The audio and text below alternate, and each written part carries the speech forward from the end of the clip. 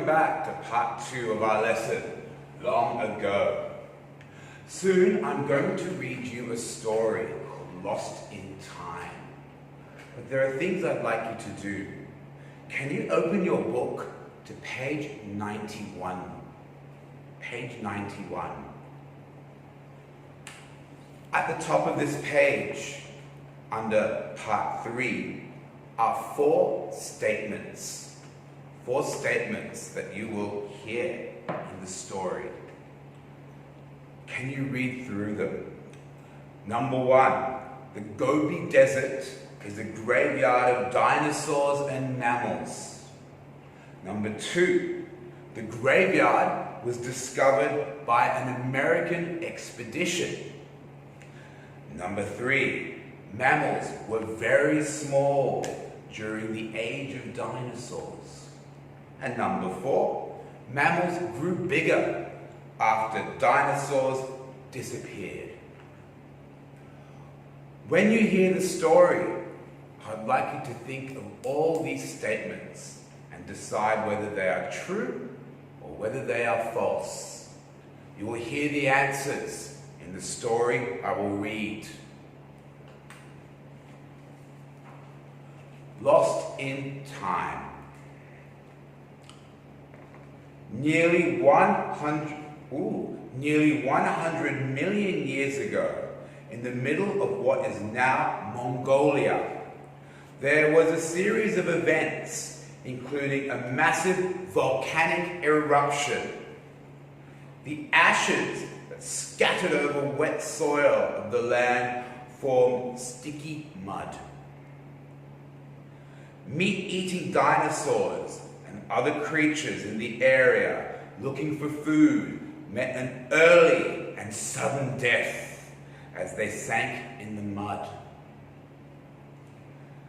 The importance of this event was realized in 1922 when paleontologist Roy Chapman Andrews, while on expedition in Asia in the Gobi Desert, came across a large graveyard of dinosaurs.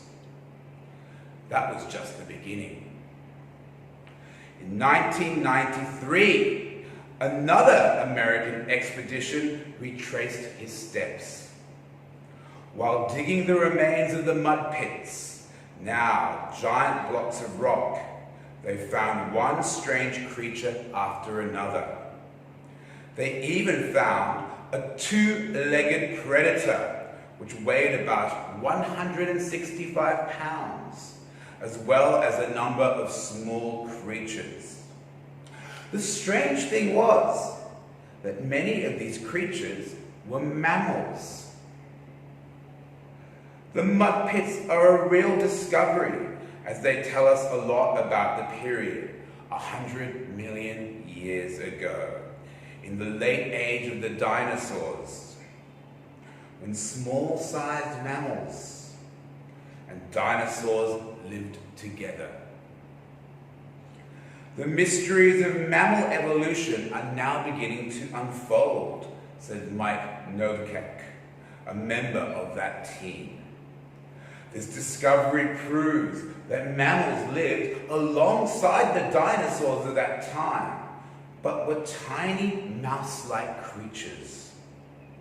It was not until the extinction or the end of the last dinosaurs that mammals took over areas where dinosaurs had lived and developed into larger forms, eventually evolving into mammals we know of today, such as the elephant, the rhino, and the whale. Scientists can now compare the characteristics and the habits of mammals today with those of 100 million years ago. Discoveries like this reveal secrets which until now were lost in time. Did you get the answers? Well, did you enjoy that story? I learned a lot. But let's see how we went with our statements. Were they true? Were they false? The first one, the Gobi Desert is a graveyard of dinosaurs and mammals. What did you think? You got the answer true? You are correct.